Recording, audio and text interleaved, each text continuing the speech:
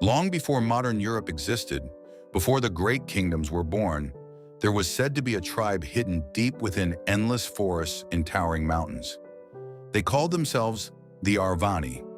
Their name disappeared from history, not because they were weak, but because they chose to make the greatest sacrifice ever known. This is their story. Let's begin. Nearly 2,500 years ago, the Arvani lived in a hidden valley surrounded by dark forests and icy mountains somewhere in ancient Europe. Their villages were built from oak and stone, and every child learned to hunt before learning to write. They worshipped the stars, believed rivers carried the voices of their ancestors, and guarded a sacred flame that, according to legend, had burned for centuries. For generations, no foreign army had ever found them. Then the war came. From the south marched a vast empire, conquering every tribe in its path. Villages were burned, chiefs were executed, and survivors were forced to swear loyalty to the conquerors. One by one, neighboring tribes disappeared. Smoke filled the horizon every morning. Refugees arrived with terrifying stories of ironclad warriors whose shields formed an unbreakable wall and whose banners never stopped advancing. The Arvani Council gathered beneath the oldest oak tree in the valley. Their chief, Eldrick, stood before the elders. "We cannot outrun this war," he said quietly.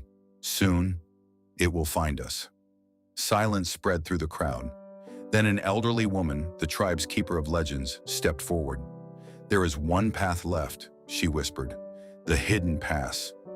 No one had entered it for generations. Legend claimed it led to a forgotten land beyond the mountains, a place where no empire had ever marched, but the journey was said to be more dangerous than the war itself. That night, as children slept and the sacred fire flickered in the cold wind, distant war horns echoed through the valley. The enemy had arrived. The first light of dawn crept slowly over the towering mountains that guarded the hidden valley of the Arvani. Thick silver mist drifted through ancient pine forests, wrapping every tree in silence. Frost clung to the grass, while icy streams rushed over smooth stones, carrying water as clear as crystal. The air smelled of wet earth, pine resin, and the smoke of morning fires. The valley itself was unlike any kingdom beyond the mountains. Instead of crowded cities, the Arvani built scattered villages connected by winding forest paths. Their homes were crafted from thick oak logs with stone foundations and steep roofs covered in straw to survive the heavy winter snow. Every doorway carried wooden carvings of wolves, ravens, and stags, believed to protect each family from evil spirits. In the center of every village stood a great stone fire altar. The sacred flame had burned for generations and was never allowed to die. As the morning sun climbed above the peaks, the village came alive. Women baked dark barley bread on hot stones while clay pots simmered over open fires. The rich aroma of venison stew filled the cold air. Hunters returned with wild boar, rabbits, and mountain goats.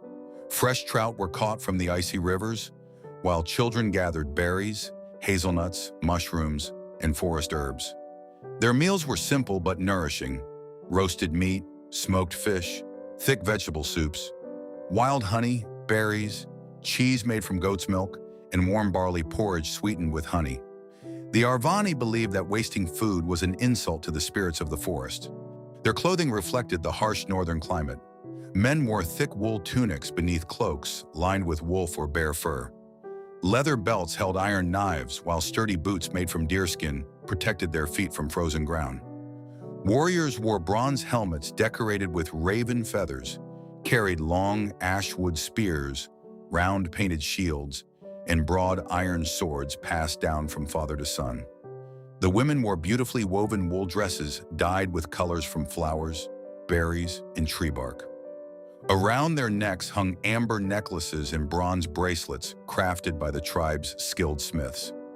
Children wore simple wool garments until they proved themselves during the coming-of-age ceremony. Discipline shaped every part of Arvani life. Every sunrise began with training.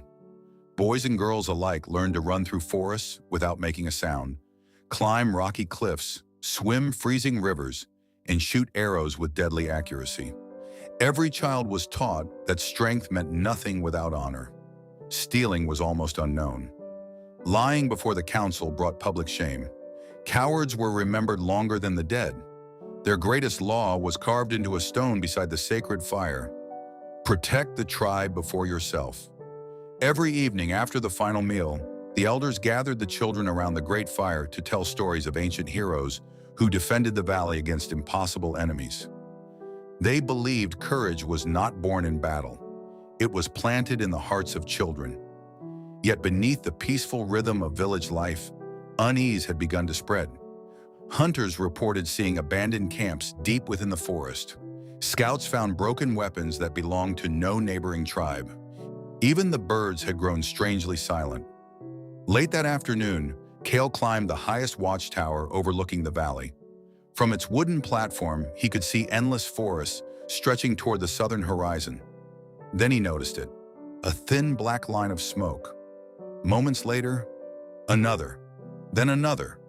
Soon dozens of smoke columns darkened the distant sky. Villages beyond the mountains were burning. Kael's heart pounded as cold winds swept across the tower.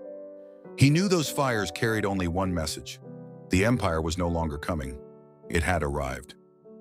This is actually an interesting story from the ancient Europe.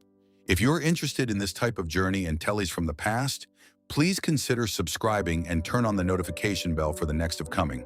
Thank you very much for staying with us. Your support really matters a lot.